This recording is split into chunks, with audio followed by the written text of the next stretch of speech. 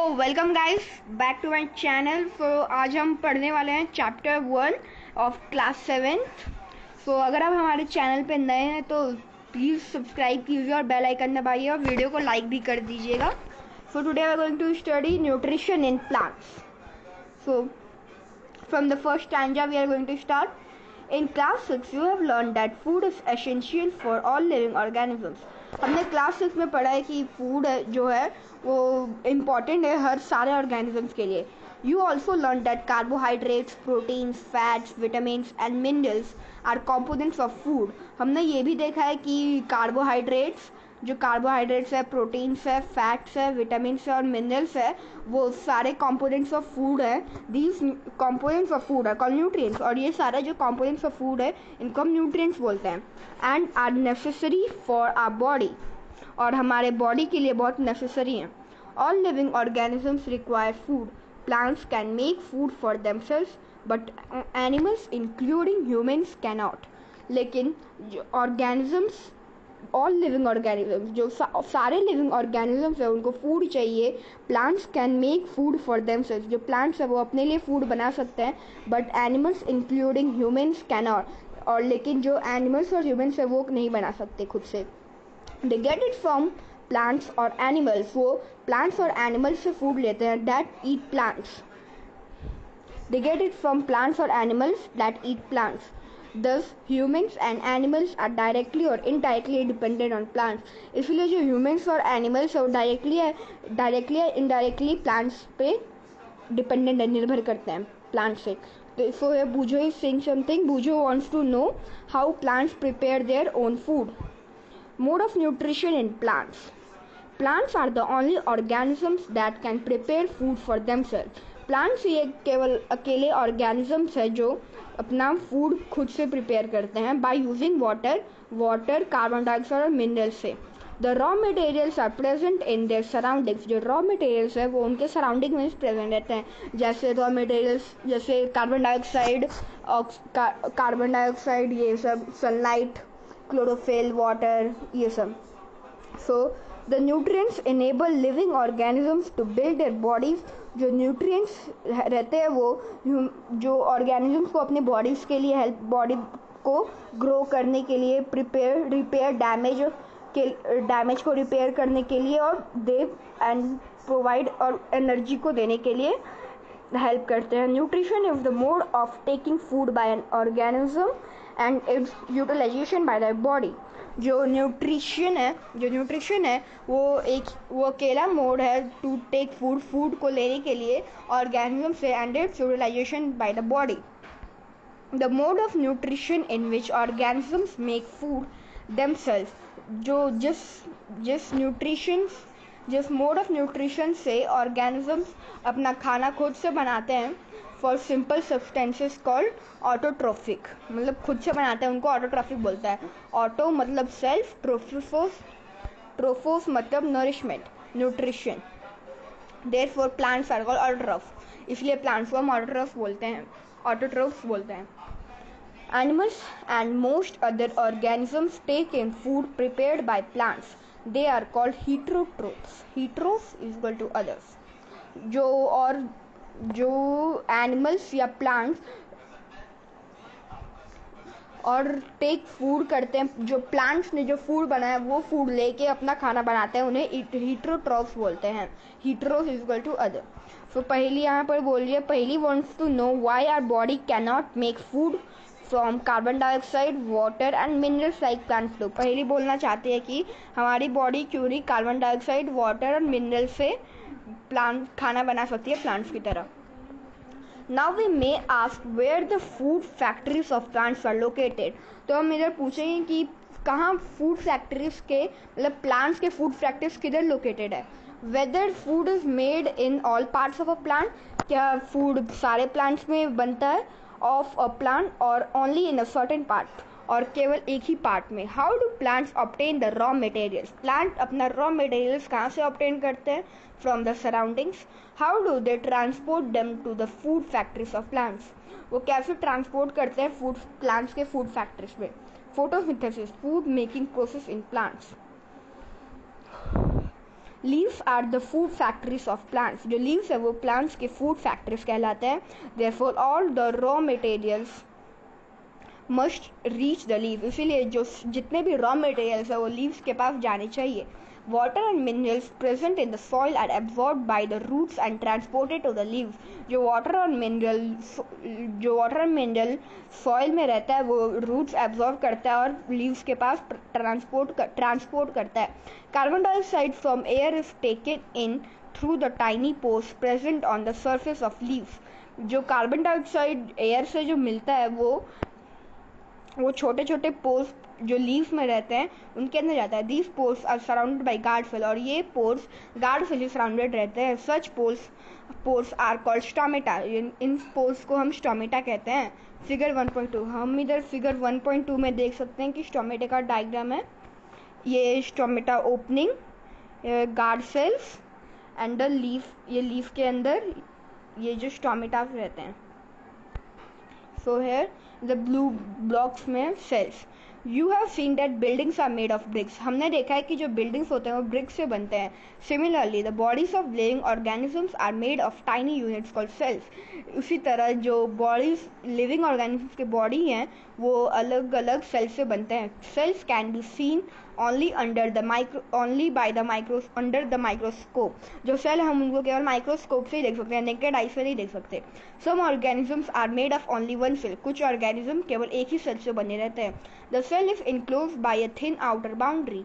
जो सेल है वो एक छोटे से आउटर बाउंड्री से घिरा रहता है कॉल्ड अ सेल मेम्ब्रेन, जिसको हम सेल मेम्ब्रेन बोलते हैं. Most cells have a distinct centrally located spherical structure called a nucleus.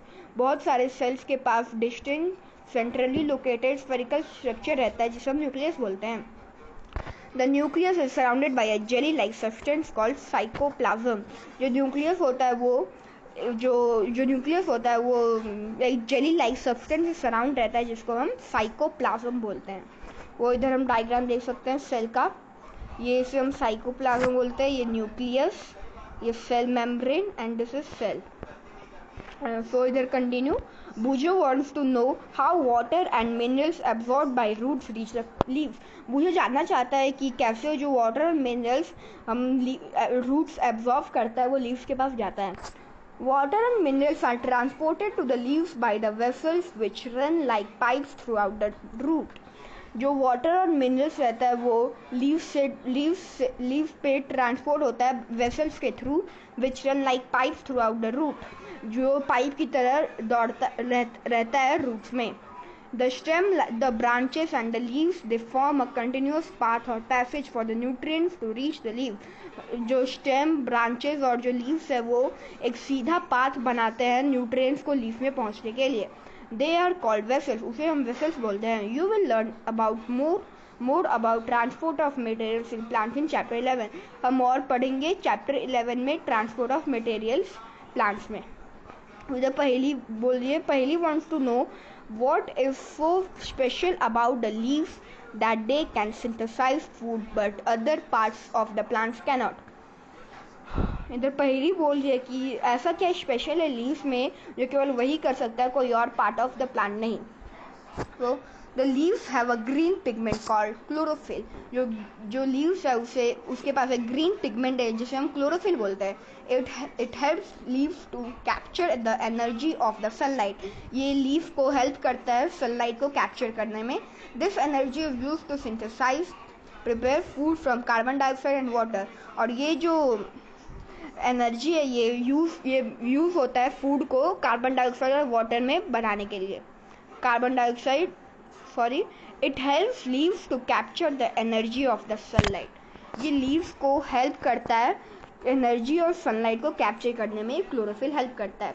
This energy is use to synthesise prepare. और जो एनर्जी है ये हेल्प करती है कार्बन डाइऑक्साइड और फूड फ्रॉम कार्बन डाइऑक्साइड और वाटर के साथ ये फोटोसिंथेसिस बनाने में. Since the synthesis of food occurs in the presence of sunlight. और इसीलिए जो food occurs in the presence of sunlight, जो फूड है वो सनलाइट के प्रेजेंस में ही बन पाता है. इसका मतलब जो है कि बिना सनलाइट के फोटोसिंथेसिस टेक नहीं कर सकता.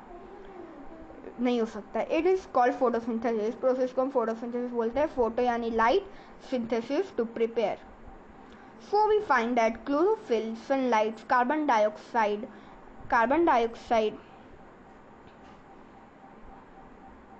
and water are necessary to carry out the process of photosynthesis. So हमने इधर we find that chlorophyll, तो हमने इधर देखा कि chlorophyll, sunlight, carbon dioxide और water बहुत ज़रूरी होते हैं to photosynthesis को process बनाने के लिए. It is a unique process on the earth. ये सबसे unique process है इस earth पे. The solar energy is captured by the leaves and stored in the plant in the form of food. जो ये solar energy है ये capture leaves में कैप्चर होता है and stored in the plant in the form of food. और ये plant में फूड की तरह रहता है. The sun is the ultimate source of energy for all living organisms. इसलिए जो सन है वो अल्टीमेट है. सब अल्टीमेट है, मतलब वो हमेशा रहेगा सारे ऑर्गेनिजम्स को एनर्जी देने के लिए. Can you imagine life on the earth in the absence of photosynthesis. क्या आप इमेजिन कर सकते हैं लाइफ को without photosynthesis. In the absence of photosynthesis there would be not be any food. In the absence of photosynthesis के absence में there would be not be any food. कोई भी फूड नहीं रहेगा. The survival of almost all living organisms directly और indirectly depends upon the food. जो survival जितने भी सारे लिविंग ऑर्गेनिजम्स रहते हैं वो डायरेक्टली या इनडायरेक्टली अपने प्लांट्स के फूड पे डिपेंड करते हैं. Besides oxygen which is essential for the survival.